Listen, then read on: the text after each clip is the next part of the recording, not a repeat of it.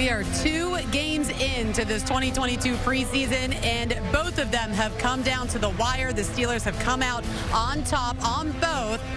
Tyler Vaughns, he is the answer. No matter who is at quarterback, it's an unbelievable finish. The Steelers take down the Jacksonville Jaguars. This is your Steelers preseason football that's brought to you by Xfinity, unbeatable internet, made to do anything so you can do anything. All right, Max Starks, Amanda Renner, and Max, we're just staring at this. I think we're still trying to process what just happened, because up until those final moments, we were kind of saying, ooh, there's going to be a lot to work on, but they turned things around. No, they turned things around right in the last 2 minutes. It seems like situational football, pressure situations, no matter if it's Kenny Pickett or Mason Rudolph, they get the job done, because the common denominator, it's a Tyler. Tyler Vaughns and Tyler Snead literally took them down the field.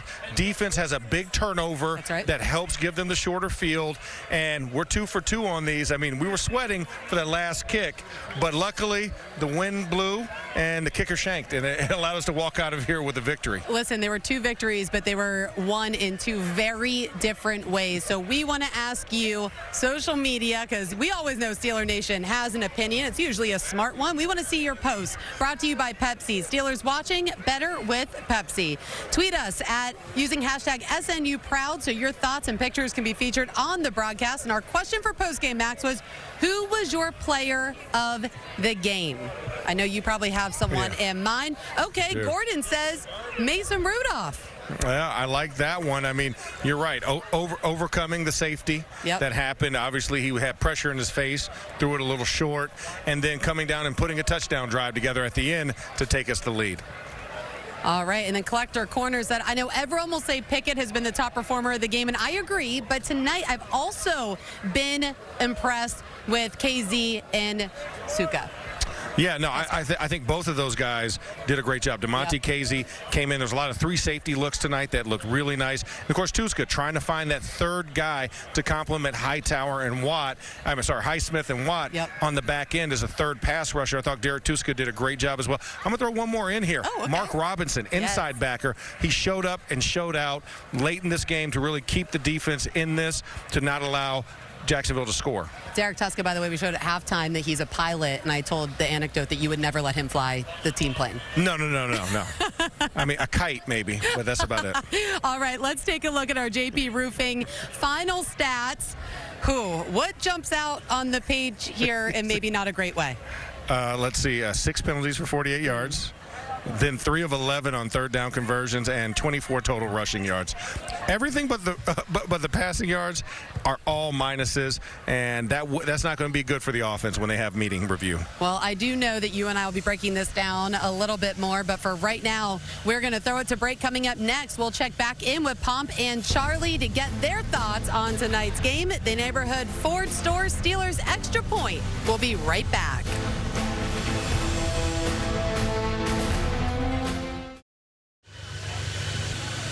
Okay. Welcome back. We have Coach Tomlin's press conference. Let's listen in. Control the game. I thought we had some blown assignments on defense that cost us from a field positioning standpoint. But when you look at it, the weighty downs, oftentimes we talk about downs aren't weighted the same, and that's where we were able to win the football game. We won enough possession downs on defense, particularly when the field got short. We made them settle for 3 a couple of times. We functioned in 2-minute offense, and it was great because we put an extra emphasis on 2-minute offense in preparation for this game. And so it's good to see time spent pay off. 7-shot football won the game for us, 4th down and 2 there at the end, and we're appreciative of that. But down in and down out, not good enough by any stretch, but it's good to learn with a W. Football's our game, our business is winning, and we got to find ways to win even when we play poorly. And make no mistake, we won because we won the weighty downs. They won significantly more downs than we did. And so it's good to learn with a W, and hopefully we'll do so.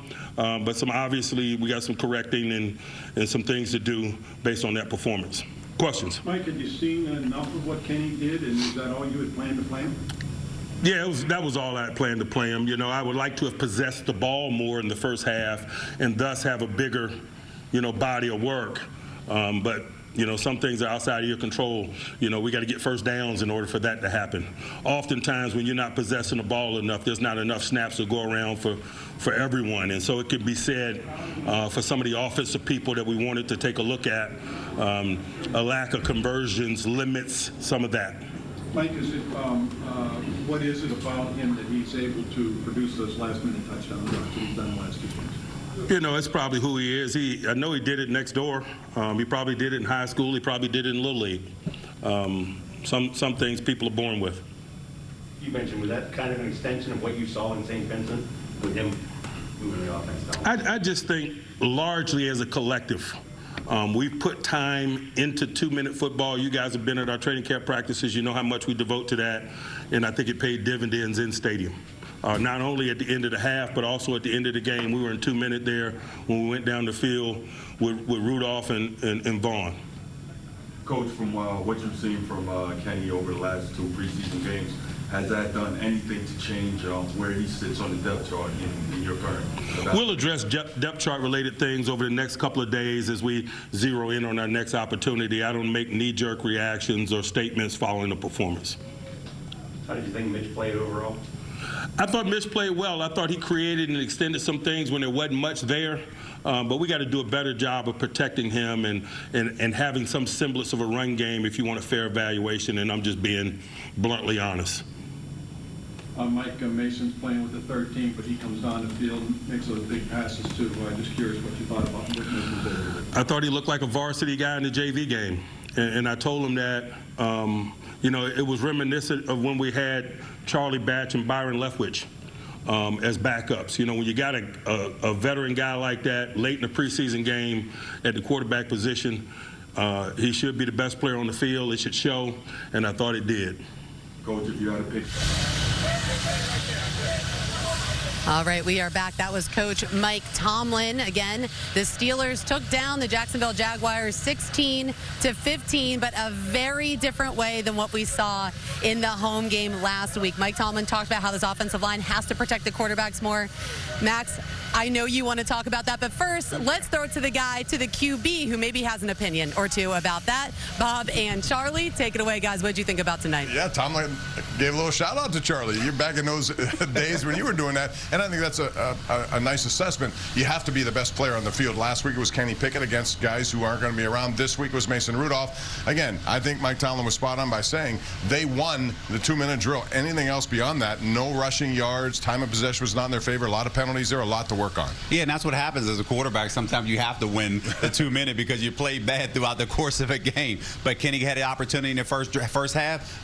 Mason did in the second half. So this is really good to see both of those two quarterbacks there. But when you look at just the game summary, of course, we're talking about the 2-minute drill, like I just mentioned, and the defense, not bending, not break mentality, not allowing Jacksonville to get in the end zone in the manner that they would like. And, of course, at the end of the game, Mason Rudolph and Mike Tomlin talked about it. When you're there, varsity playing in a JV game, this is something that you have to go out there and be the best player on the field. Mason Rudolph was the best player on that drive, and he showed why.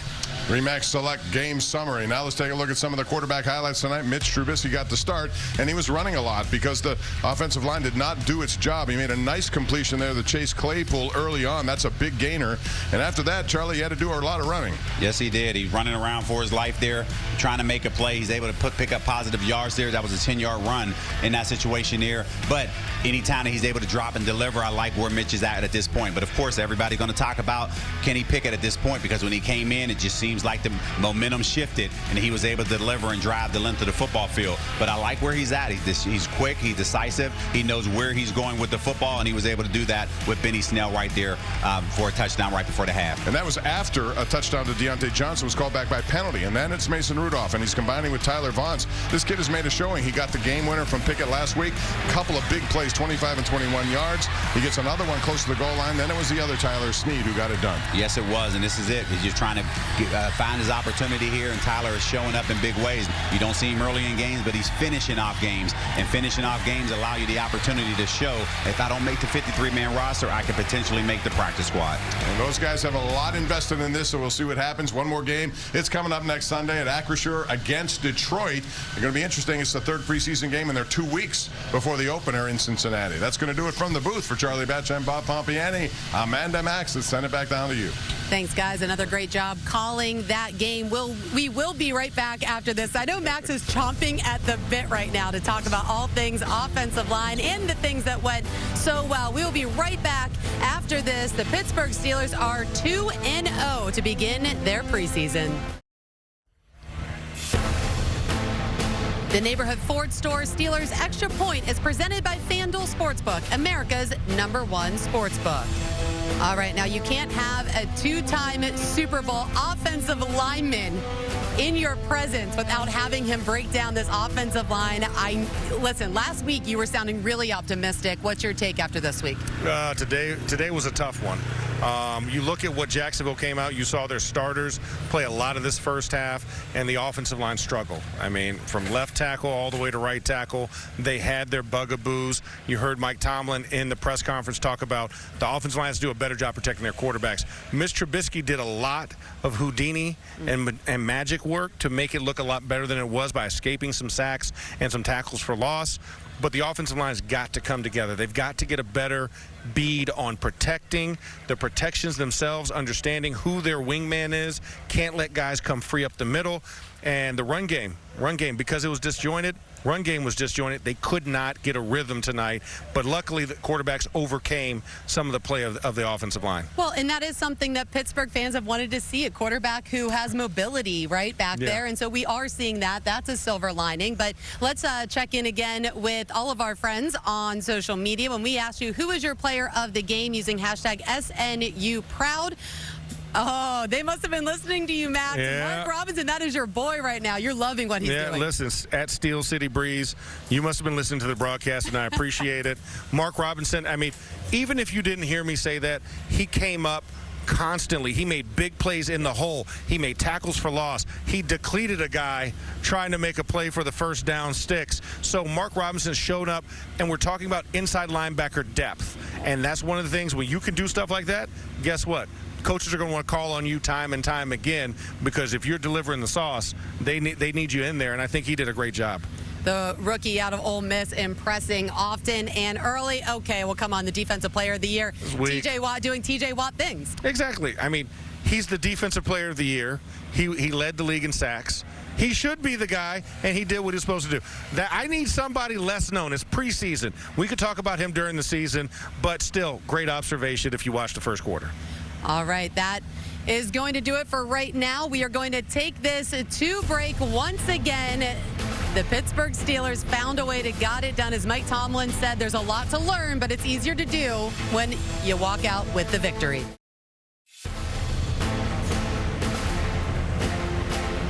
Steelers preseason football is brought to you by Xfinity, unbeatable internet, made to do anything so you can do anything. Download the Steelers official mobile app for access to the team from wherever you wave your terrible towel, with exclusive content, trivia, and predictive game and alerts. The mobile app is the ultimate place for Steelers fans to stay connected. You can find the app in the Apple or Google Play Store now.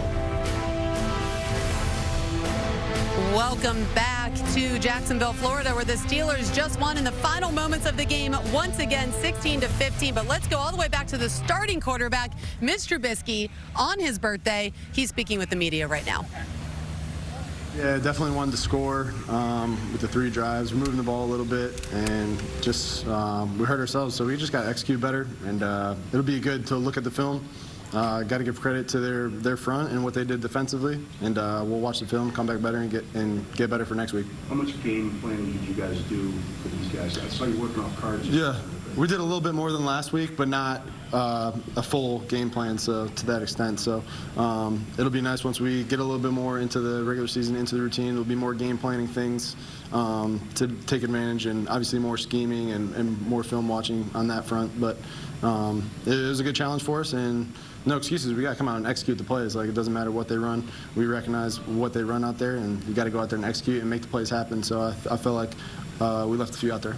Did you see anything schematically from them on defense that surprised you, that you didn't expect? Not really. I think they played a little more cover 2 early on. They were letting their front work, and we just got to do better with our matchups all the way around. I got to put the ball where the guys can catch it, and we just got to be more efficient on first and second down. I think we were in too many third and long situations, which doesn't matter who you play in the NFL. If you're in third and long, it's gonna be tough sledding. So we just got to be more efficient on first and second down, and stay out of those third and longs, and we'll drive the ball down and hopefully come away with points next time. So it'll be a good film to look at. You want me to play next year? Huh? Oh yeah, for sure. For sure. Maybe they'll let you. That's it. Yeah, we'll see. We'll see. I don't know how they feel about the third game or whatever it is, but I feel like we just got to continue to keep better rhythm on offense and be better. We've seen the other quarterbacks not be. We will be back to wrap up our post-game show after this. Once again, we are here in Jacksonville, where the Steelers are now 2-0 in their preseason this year.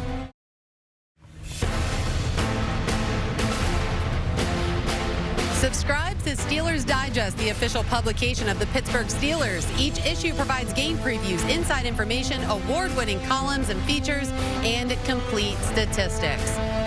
Amanda Renner, Max Starks here in Jacksonville, Florida. Somehow it's just as hot as it was when the sun was up. Okay, maybe it's just humid, Max. I don't know. But the Steelers have won their second game. So we just heard from Mitch Trubisky, and to me, he just seemed so confident and so in control. And he did say earlier this week, listen, that's what the Steelers organization does. That type of leadership and calmness starts at the top, and it trickles down all the way to us. It'll be cool to see him come into his own here. Yeah, I think he's still progressing. Even though he didn't have the tangible stats on the field tonight, I thought one of the things is he kept his calm. You never saw him get frustrated, just like Mike Tomlin did not get frustrated. So I think, like you said, it comes from the top down, and it allows people to feel like they can work and grow. All right, now let's throw it to Missi, who's with the guy who knows literally everything there is to know about Jacksonville, Florida. That's right, guys. I'm over here with Myles Jack in the team tunnel. Just take me through the emotions of coming back here. I know it's just the preseason, but you know so many people. Yeah, it was definitely crazy just being on the opposite side, coming to the away locker room and just coming on the backside of the stadium. It was all kind of reversed. I've never experienced it, but once I got on the field, it all felt the same, and it was good seeing those guys, good seeing the whole team.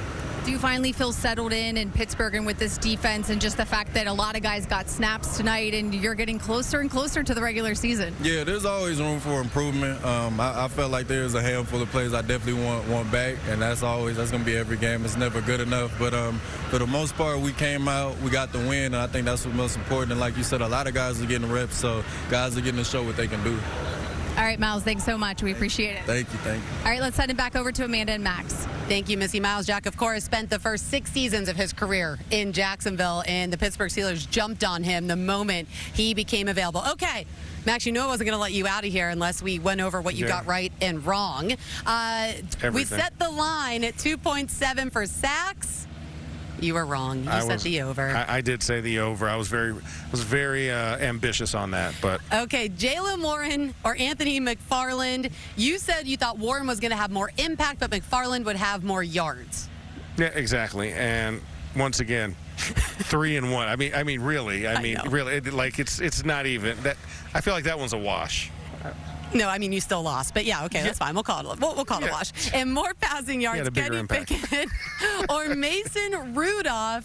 I think you went with Pickett, and you were really wrong. Rudolph, 127 yards, but he was in longer. I was gonna say, he was in a whole, half. That's right. And Kenny Pickett was only in for a quarter.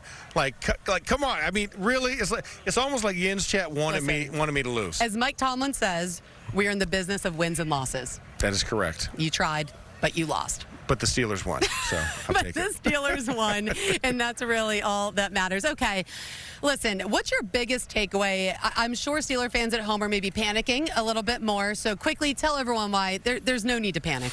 Once again, it's still preseason. We're still trying to figure it out. I already said the offensive line by week 4 was when you would see them in the regular season start to take form. This was a step back, but I think it's a great learning opportunity watching film.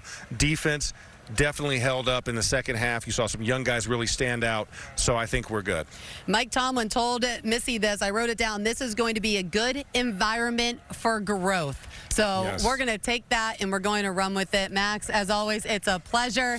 That will do it for us from Jacksonville, Florida, where the Pittsburgh Steelers took down the Jacksonville Jaguars in the final moments of the game.